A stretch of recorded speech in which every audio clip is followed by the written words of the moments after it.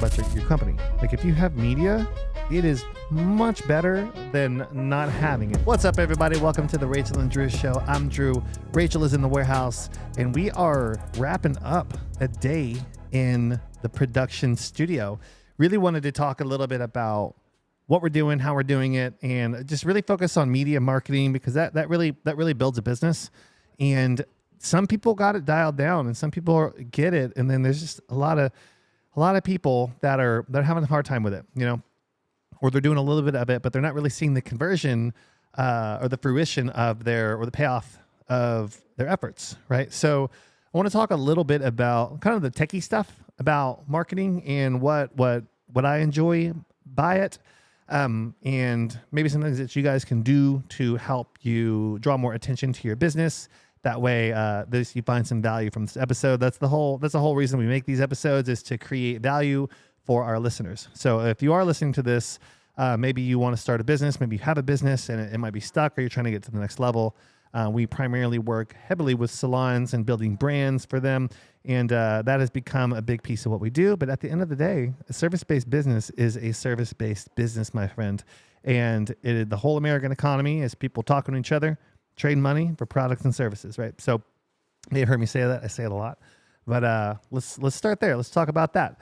So when I really got into, I guess, media, it was back in the day when I used to play music, and you do music video, and you have to hire this big company to come shoot a music video. Really looking back, it was a dude with a camera, and we had industrial lights that we went into this abandoned warehouse in Galveston. And if you know about Galveston, it's a very old city. So we were out there.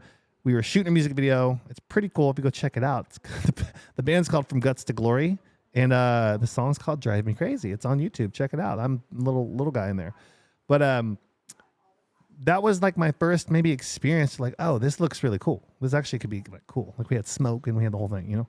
And that puts music on a different level, right? So if you can have a production quality shoot, a media production shoot that's attached to music, there's more value derived from that song because the people have the media and they have the audio.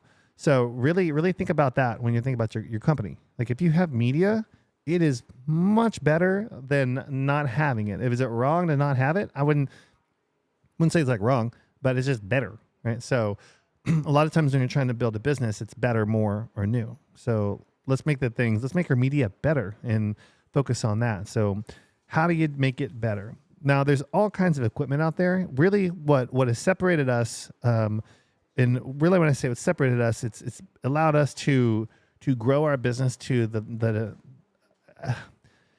above normal capacity. We'll say it like that. I'm saying this humbly because we made a lot of mistakes, but we've built a pretty good business and really pushing this business to do 7 figures a month. That is something that I want to do. And it started out, I just, get the bills paid. Started out, we make 10K a month. Started out 20, 50, 100, 200, and so on, so that is very doable with the right amount of media, with the right amount of sales and marketing, right? So, but it all starts with the media. So what I got going on YouTube, and this after we hired this production company, and they made good stuff, but it was so expensive. We were paying $13,000 a month for this full package deal, And anytime I've ever worked with an agency, it always starts out good, but it doesn't keep up. Because they're looking for other clients. Just the whole mechanism of itself will fall apart, because if they're successful, they will get more clients. If they get more clients, you're going to get put on the back burner. That's just how it goes, right? So when I hire an agency, I want to learn as much as I can from them. That way I can bring it in-house. So all of the things that we do now on our media is in-house. We have in-house editors, in-house production. We own all the lights. We own all the cameras, all the microphones. This particular episode, and all of the episodes, honestly, are shot on our property. We have a few acres in Texas.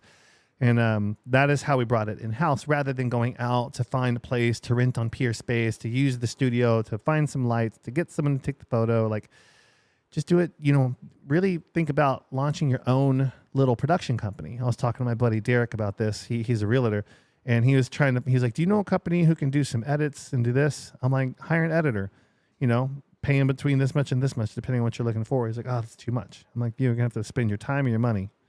Got to pick one. You want to spend your time on your media, which is fine. If you don't have any money, then it's going to be time. If you have money, you want to move your money, but you got to yield a product that enables you to go into the line of making more money. So we ended up not working with this production company very long term because they couldn't, like I said, they just couldn't keep up with what we needed. So I started geeking out, and I knew a little bit about cameras.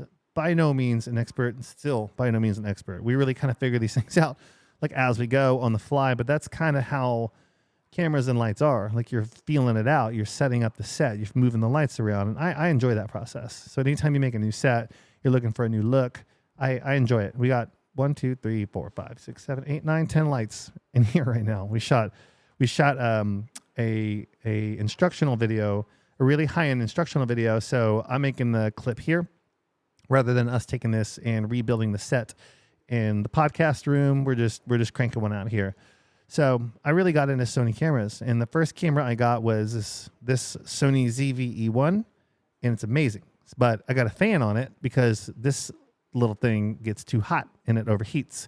And I didn't know that until we started shooting content. So I've got a 70 to 200 telescopic lens on this one. It is my favorite lens. Now that particular setup alone, just with the camera and the lens, is probably like $5,000 with that camera and that lens, and not counting all the lights and the microphones. So just to kind of give you an understanding of what that is. And I have another camera over here that I'm pointing to now. We got camera B. We're doing more of like a wide shot of the room today. I'm more of an informal shot, if you will. And this camera was $5,000, and there's some fancy schmancy things on that. And then we got the Rodecaster, a few $100. This mic was a few $100. So that's kind of like if you want to do something really, really good, and then the lights. Each light is probably $300 a piece, but they make like this stuff goes to the moon. You know, this is a medium production level stuff, but you can make it look really good. You don't have to buy $1,000 lights. My favorite lights are these little tube lights that we have. Maybe I can grab one. Messing up the set, Brooks. I'm messing it up. This little tube light. I love this little thing. So it's not doing anything. It's just making it look cooler. So these little tube lights are my favorite lights we have. I want to get 4 more of them. So is that okay? Did I put it back in the right place? Okay. So I could go on and on about stuff. These little lights here are cool too from Newer. But you start geeking out on, and these are just what I like. Like you could find some stuff that you prefer more, because this stuff is all very personal. Like I like this kind of mic. I like that particular light. You know, Rachel doesn't really care about which light or what, which is fine. But this is something that I've personally dove into a lot. You know, so it's helped us create more media around what we got going on. You know, Rachel is the wizard of hair extensions and product and making that excellent, you know. And my focus is really making our production and our media and our marketing and our sales team and our acquisition excellent, right? So these are some of the things that I like. But I really started diving into these cameras and learning how these cameras work. I have another camera that I take photos with. I have so many photos of my kids, and something that I'm always reminded that I need to do is I need to send some of my photos in to get printed on a canvas and frame them up and start putting them around the house. That's something that I want to do. And I've been taking tons of photos. I have thousands of photos now, like really, really great, high quality, 61.5 megapixel photos of my kids. And you have to pay, I think we got Hendrix's photos when he was a baby, like brand new. And it was like $2,000 for some photos in a studio. Great photos, you know, but I enjoy doing that. So that is something that we can do and we can forever do. We don't have to bring a production company in to do things. I did it was probably like a $20,000 media kit for my kids' football team. So this football team was amazing. They were incredible. I've talked about them before on the show, but I'm out there like in the end zone, taking video, slow-mo video and editing it down as a hobby and making these great clips. But I was also dialing in my skills. So this is kind of how I operate. Like I'll find something that's really good and suitable to help our businesses grow, make more money, and it will become my hobby. So I become a hobbyist of podcasts and media and things like that. I have a music background, but that has nothing to do with learning that I needed to find Ecamm and connect these cameras to Ecamm and learn Ecamm and how to build the scenes in there. And there's all kinds of stuff that you can dive into that you can learn and start doing. And when you do, you have this little production company. So, which we do. We have this set where we really are squeezed into this little corner here. But at some point, we're going to be building, sometime soon, we're going to be building a 4,000 square foot warehouse. And this whole area will become our studio. We'll have multiple sets in place just as this production company grows to keep up with our media needs. So this is huge. You know, you want to have your ads dialed. You want to have your acquisition systems dialed. You want to have your appointment setter dialed, your sales process dialed, you know, because these are all connected, you know. So I was out here, not early, but I started setting up this background behind me probably like 8:30 this morning or so. I was out here with my coffee trying to figure out like where are we going to put everything. And we didn't get it dialed until 3.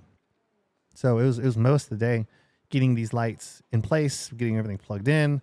And but the stuff that we made today, a company would have charged us $20,000 to do, right? So keep that. I'm telling you these numbers of these cameras, but we can do that every week if we want. We could do it every day if we want, if that's what we wanted to do.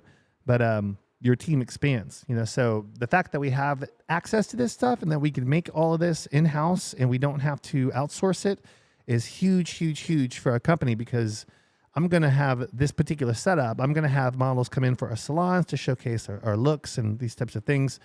Because you want your marketing to portray some really cool stuff. I'm recently diving into a fella named Todd. I forget his last name. I don't have my phone with me, but he's a marketing genius, really talking about your unique selling proposition and your unique mechanism. I could do an hour on that, but in a nutshell, you want to make sure you want to present things to the marketplace that is unique. Your USP, your unique sales proposition is not the product. It is your unique mechanism is how you deliver what you do in the transformation, the change that you have for the marketplace. But it's got to be differentiated. It's got to be different than the marketplace. And you use your media to discuss your unique mechanism, right? So we build brands for salons. That is unique. We have a unique mechanism built into this.